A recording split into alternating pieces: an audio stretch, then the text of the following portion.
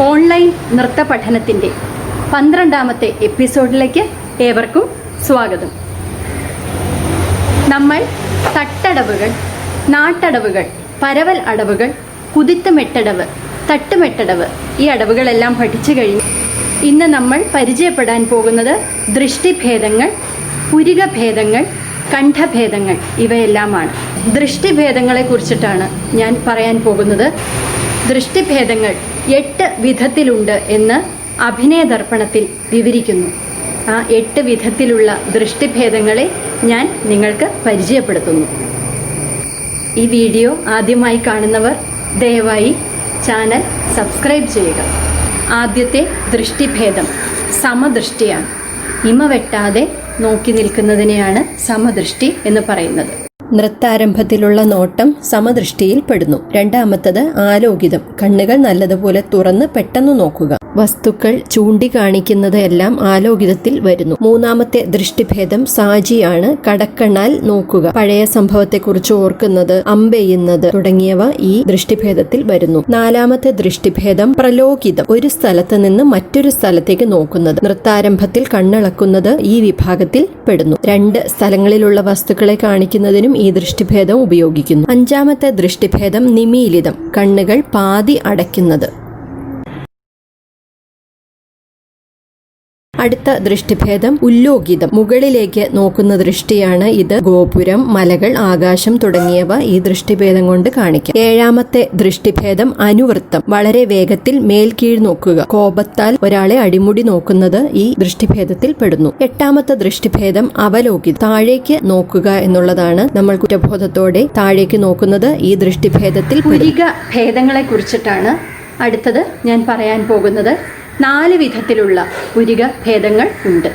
അവ മിതം, അമിതം, ഉദ്ധ്വാദിതം, അപവർത്തിതം ഇവയാണ്. നമുക്കതൊന്ന് നോക്കാം. പുരികം സാധാരണ രീതിയിൽ നിലകൊള്ളുന്നതാണ് മിതം.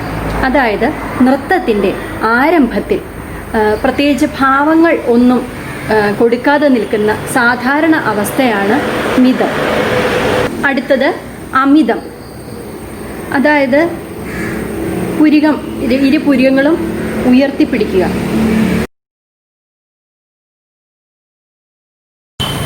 അടുത്തത് ഉദ്ധ്വാദിതം.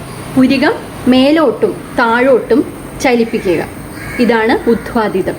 അതായത് ശൃംഗാരം, സന്തോഷം തുടങ്ങിയ ഭാവങ്ങൾ വരുമ്പോഴാണ് ഇങ്ങനെ പുരികം ഇളക്കുന്നത്.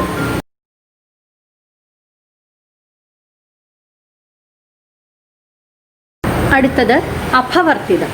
പുരികം ചുളുക്കി പിടിക്കുക. ഇഷ്ടമില്ലാത്ത ഒരു വസ്തു കാണുമ്പോഴോ അല്ലെങ്കിൽ ദൂരെ നിന്ന് ഒരാൾ നടന്നു വരുന്നതായിട്ട് നമ്മൾ നോക്കുമ്പോഴോ ആ അതിനെയാണ് അപവർത്തിതം എന്ന് പറയുന്നത്.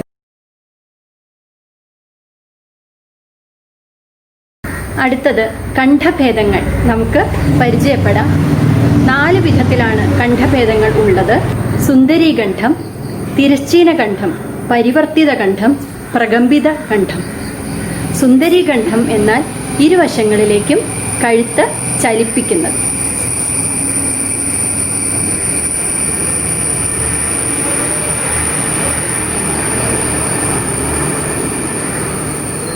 അടുത്തത് തിരശ്ചീന കണ്ഠം.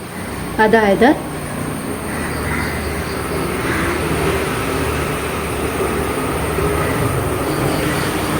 വളരെ വേഗത്തിൽ കഴുത്ത് മുകളിൽ നിന്നും താഴേക്ക് ചലിപ്പിക്കുക.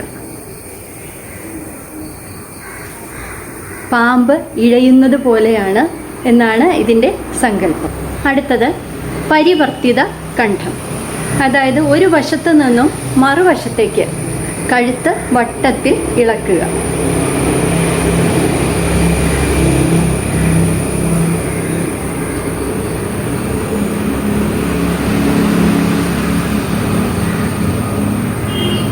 അടുത്തത് പ്രകമ്പിത കണ്ഠം. അതായത് കഴുത്ത് മുന്നോട്ടും പിന്നോട്ടും ചലിപ്പിക്കുക. നമ്മൾ മയിൽ എന്നൊക്കെ കാണിക്കുമ്പോൾ ആ മയിൽ നടന്നു പോകുന്ന ആ രീതി നമ്മൾ ഇങ്ങനെ കാണിക്കും. ഇതാണ് പ്രകമ്പിത കണ്ഠം.